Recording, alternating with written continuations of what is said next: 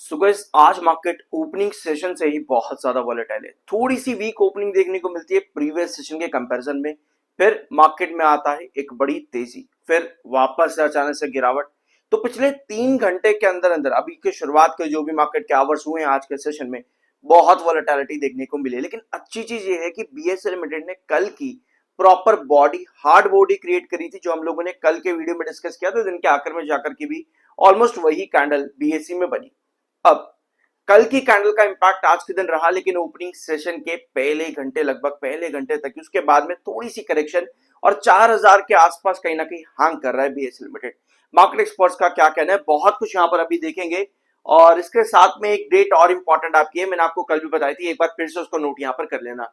Nuvama institutional equities market experts इनकी है buying की रेटिंग, टारगेट दिया उन्होंने 4570 का, जो कि प्रेजेंट प्राइसेस से लगभग लगभग 15% का अपसाइड पोटेंशियल शो करता है बीएसई लिमिटेड के अंदर। रिटर्न्स बहुत बढ़िया ऑलरेडी। अभी भी मार्केट एक्सपर्ट्स यहां पर बुलिश हैं। देखो यार, ये ज्यादातर क्या होता है ना, इन मार्केट एक्सपर्ट्स के, जैसे नुवामा इंस्टीट्यूशनल इक्विटीज है, इनके जो टारगेट्स होते हैं लॉन्ग टर्म पर्सपेक्टिव्स होते हैं। फॉर एग्जांपल अभी कंपनी ने अपना इंडेक्स ऑप्शन प्रीमियम वॉल्यूम बताया था, बीएसई लिमिटेड ने अभी अपना इंडेक्स ऑप्शन प्रीमियम वॉल्यूम बताया, जैसे डेरिवेटिव कॉन्ट्रैक्ट्स के अंदर वगैरह वगैरह। वीकली कॉन्ट्रैक्ट वॉल्यूम भी कंपनी ने बताया। As a discontinued weekly contracts account for 21.3% of its index option compared with 46.9% for NSC. यानी कि एनएससी के कंपैरिजन में बीएससी का जो डाटा है वो आपको कम गिरता देखने को मिला है। और साथ में एक डाटा और था आपका जो बीएससी लिमिटेड का बढ़िया आया है।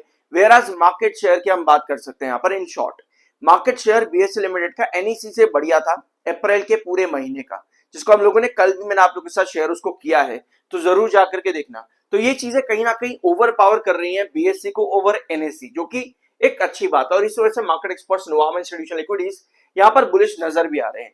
बट ये टारगेट्स लॉन्ग टर्म पर्सपेक्टिव के होते हैं, क्योंकि कंपनी जो परफॉर्म आज कर रही है, ये मार्केट एक्सपर्ट्स उस परफॉर्मेंस को एंटीसिपेट करते हैं और एक्सपेक्ट करते हैं कि कंपनी आगे भी अच्छा परफॉर्म करेगी। इसके बेसिस पर ये टारगेट्स आपको देखने को मिलते हैं।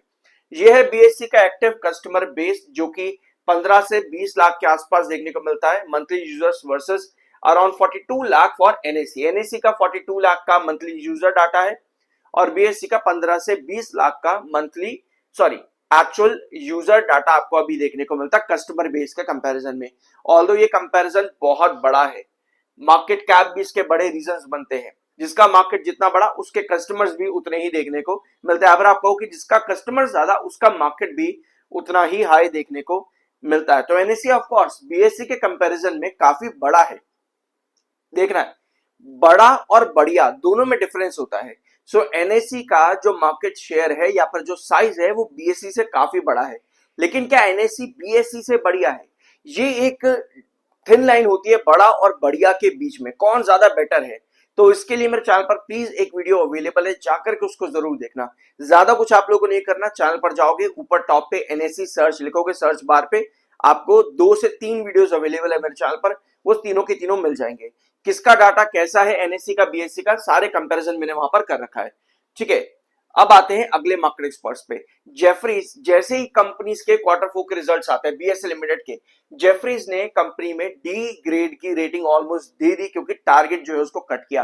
3620 का टारगेट दिया और रेटिंग होल्ड की यहां पर कर दी, और डाउनसाइड पोटेंशियल 9% का इन्होंने बता दिया, जो कि जब रिजल्ट्स आए थे उस दिन से 3620, वहां से 9% डाउनसाइड का पोटेंशियल। लेकिन शेयर में क्या हुआ, अगेंस्ट तेजी देखने को मिली। ठीक है, सो ऐसा कुछ हुआ बीएसई लिमिटेड के अंदर। और इन्होंने फिर अपनी जेफरीज ने जो है अपनी एक्सपेक्टेशन, जो इन्होंने फाइनेंशियल 27 एंड 28 से जो एक्सपेक्टेशन रखी हुई थी, उसको भी इन्होंने कट किया। अभी मैंने आपको क्या बोला था कि ये मार्केट एक्सपर्ट्स के जो टारगेट होते हैं ये लॉन्ग टर्म पर्सपेक्टिव से होते हैं। अभी जो कंपनी परफॉर्म कर रही है ये उसके अकॉर्डिंग फ्यूचर एक्सपेक्टेशन लगाते हैं और उसके अकॉर्डिंग टारगेट देते हैं। जैसे ये जेफरीज है, जेफरीज ने टारगेट दिया है, रेटिंग होल्ड की दी है, लेकिन इनका कहने का मतलब ये नहीं है कि ये टारगेट आज अचीव हो जाएगा, क्योंकि इन्होंने जो एक्सपेक्टेशन यहां पर रखी है वो फाइनेंशियल 27 और 28 से है कि कंपनी का एस्टिमेट इतना गिरेगा या इतना आएगा, 4 to 5% के आसपास कंपनी का एस्टिमेट आएगा।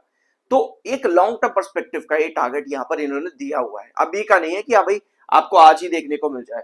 ठीक है, सो नेक्स्ट हमारे पास में है ऑलराइट, मेरे पास वैसे एक और मार्केट एक्सपर्ट्स के टारगेट हैं हमारे पास में, मैं देख लेता हूं, क्योंकि दिक्कत ये आ रही है अभी कि मनी कंट्रोल बिल्कुल काम नहीं कर रहा है सही तरीके से, तो इस वजह से मेरे को बहुत ज्यादा प्रॉब्लम हो रही है यहाँ पे भी। बट कोई बात नहीं, मोतीलाल ओसवाल फाइनेंशियल सर्विसेज इन्होंने न्यूट्रल रेटिंग दे रखी है, टारगेट 4400 का इन्होंने यहाँ पर दिया है, और साथ में कंपनी का एक्सपेंशन के बारे में इन्होंने बताया है, और जो भी कंपनी का डाटा इंफ्रास्ट्रक्चर प्रोडक्ट डाइवर्सिफिकेशन उसके बारे में भी इन्होंने यहाँ पर मेंशन किया हुआ है। देखो यार, ये सब चीजें न्यूज है, ठीक है, इसको आप कहोगे कि भाई इसको तो मैं भी रीड कर लूंगा, तूने क्या बता दिया, अगर ऐसा है तो भैया आप कर सकते हो, उसमें कोई बुराई नहीं है, डेफिनेटली कर सकते हो। लेकिन अब आते हैं टेक्निकल एनालिसिस पर और देखते हैं क्या क्या चीजें यहां पर हो रही हैं आज बीएसए लिमिटेड के अंदर।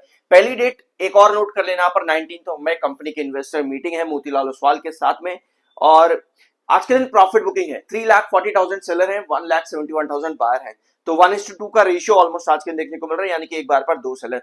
टेक्निकली 59.7 पर आपका एमएफआई है, 76.7 पर आपका आरएसआई है। वीडियो के आखिर में सीडीएसएल को भी डिस्कस करेंगे, तो एंड तक देखना, पसंद आए तो सब्सक्राइब जरूर कर देना। पहले हम आते हैं बीएससी के चार्ट पे। ऑलराइट, ये है बीएससी का डेली टाइम फ्रेम का चार्ट। कल की कैंडल प्रॉपर बुलिश कैंडल थी, सभी रिजेक्शंस को तोड़ता हुआ 3994 इस वाले रिजेक्शन को भी तोड़ता हुआ कल के दिन बीएससी लिमिटेड क्लोज हो गया था। अपने ऑल टाइम हाइस के पास आज के दिन बीएससी लिमिटेड ने फिर से टच किया है, कल भी ऑल टाइम हाई लगा, आज भी ऑल टाइम हाई बीएससी ने यहां पर लगाया है। अब आज की जो कैंडल है वो पूरी डंप हो गई है दिन के आखिर में, अभी अभी लगभग 11:30 बजे, 11:30 बजे तक पूरी कैंडल ये डंप हो गई है। हमें जरूरत पता है क्या है यहाँ पर, हमें जरूरत यह है कि भाई ये ऊपर की टेल जो है, नीचे वाली जो टेल है ये उठे और ये बॉडी कट हो, यहाँ पर ये बॉडी कट होनी यहाँ पर जरूरी रहेगी बीएसए लिमिटेड के लिए, ताकि हम वापस से इस रिजेक्शन को, यानी जो आपका कौन सा रिजेक्शन है, वैसे 3994 नहीं है ये आपका है 4020 के आसपास, 4020 के आसपास का ये, तो हमें 4020 के ऊपर जो इसका एक रिजेक्शन पॉइंट कल के सेशन के अंदर बना था एज पर बॉडी, हमको ये रिजेक्शन के ऊपर आपकी कैंडल्स बननी अब जरूरी है। क्योंकि अगर आप इस वाले जोन में देखोगे, ये वाला एरिया ये है 3880 और 3920, ये वाला कंसोलिडेशन 3880 3920 के बीच का है, ठीक है। किसी भी रिजेक्शन के, टॉप रिजेक्शन के ऊपर हमको क्लोजिंग मिलते हैं तो हमको ब्रेकआउट मिलता है। सिमिलर अब इस समय 4020 पर आपका कहीं ना कहीं रिजेक्शन सेट हुआ है, सो हमको कमिंग सेशन में अगर 4020 के आसपास क्लोजिंग बनती है तब हम एक्सपेक्ट करते हैं कि मुझको और टारगेट मिलेगा बीएसए लिमिटेड के अंदर। एक बार 30 मिनट टाइम फ्रेम के एक चार्ट पर आओ, क्या नजर आ रहा है इसमें, आपको दिख रहा है कि एक बुलिश एंगल्फिंग कैंडल बनी, लेकिन इस बुलिश एंगल्फिंग कैंडल की अगली कैंडल जो है डाउन ट्रेंड के अंदर ओपन हुई है। ये 30 मिनट टाइम फ्रेम का चार्ट है, डाउन ट्रेंड में ये कहीं ना कहीं बेरिश मोमेंटम को इंडिकेट कर रही है 30 मिनट टाइम फ्रेम के अंदर, क्योंकि ऊपर से आपके पास एक बेरिश एंगल्फिंग कैंडल बनी है, ये बुलिश एंगल्फिंग कैंडल है, ये बेरिश एंगल्फिंग कैंडल है। इस समय यही काम हो रहा है मार्केट के अंदर कि बीएसए लिमिटेड ने लगभग 4060 पे 4060 पे एक बेरिश एंगल्फिंग कैंडल बना करके दी, ऊपर की टेल लंबी उठी, तो आपको नीचे दो कैंडल लगातार सेलर पर देखने को मिली। लेकिन अगर हमको यहाँ पर एक पुश चाहिए बीएससी के अंदर, तो अगली कैंडल्स को, एटलीस्ट दो कैंडल्स को 30 मिनट टाइम फ्रेम पर ऊपर उठना पड़ेगा, ऊपर इनको उठना पड़ेगा। लेकिन अगर नहीं उठ पाती है तो कहीं ना कहीं हम यहाँ पर डिप पर जा रहे हैं, और 4020 वही आपका रहेगा, 4020 भी नहीं, इनफैक्ट 30 मिनट टाइम फ्रेम पर पोजीशन यहां पर बदल रही है। हाँ, 3980 के आसपास आप देख सकते हो, 3980, यानी कि जो आपके पास शॉर्टर्स है ना, वो कहीं ना कहीं इस ट्रेंड के पास आपको एग्जिट करते देखने को मिल सकता है 3980 के पास में।